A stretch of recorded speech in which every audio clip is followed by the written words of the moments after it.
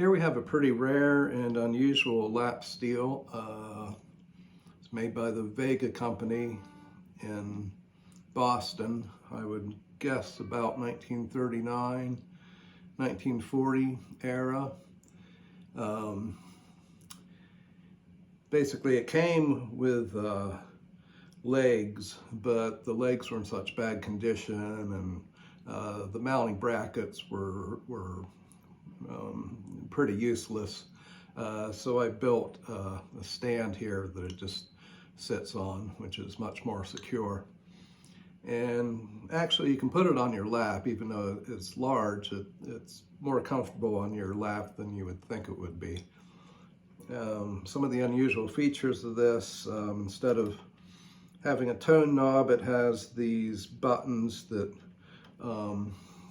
will put in different capacitors to change the tones. Basically you have from the bottom one labeled contra, one labeled bass, normal, treble, and high. Now what I've found here, usually I play this with the normal. I think it's the best sounding.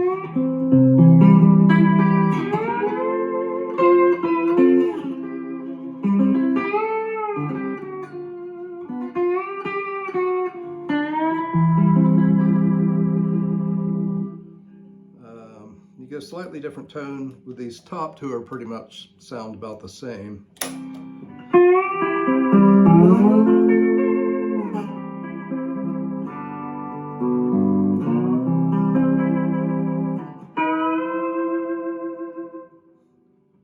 And the bottom two just basically give you mud.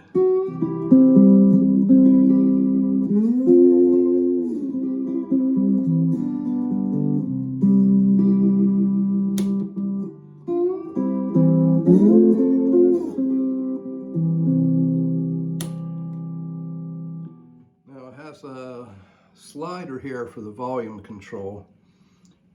Basically there's a rod that attaches to this that moves a little cam on the volume control pot. When I bought the guitar, the volume pot was completely shot, so I rewired a new pot in there.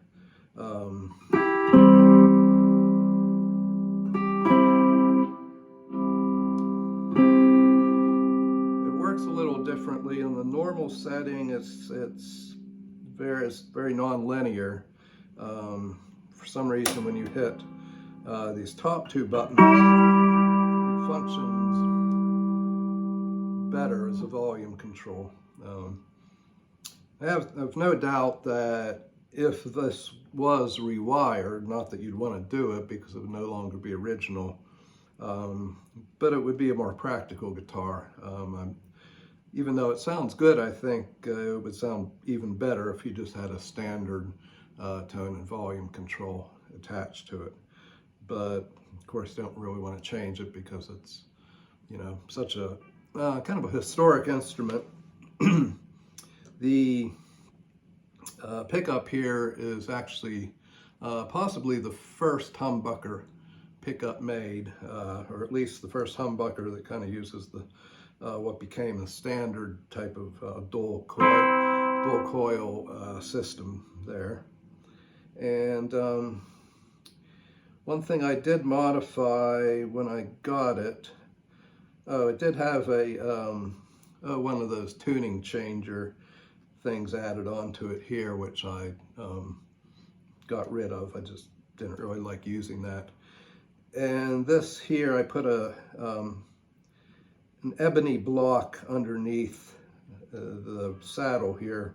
Originally it just had like a acoustic guitar would have with the thumb wheels, and you know, it was kind of high up in the air, and it just kind of ruined the sustain of it. So it's with this ebony block that rests on now, it's much more secure, and I think slightly better sustain on it.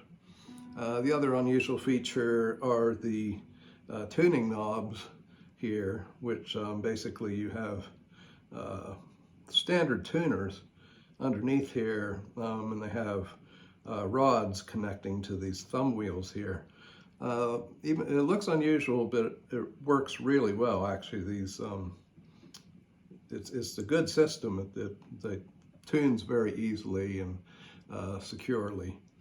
It's interesting to see too that this is a 6-string. They made it so you could also, they had provision for a 8-string or possibly also a 7-string. You have areas here where you could add 2 tuners to it, and also you know, the width of the fretboard would allow you to add extra strings to it too. So I don't know if they made 7 or 8-string models of these. I've only seen one other, so it's quite a rare instrument. And I guess that about covers it. Got a Brazilian rosewood fretboard with inlaid colored plastic lines and markers on it. And the jack actually plugs into the bottom of the guitar right under here. So there's I cut a hole in this base that I made for it to, you know, accommodate the jack so you can plug it in. And that's about it. Thanks for watching.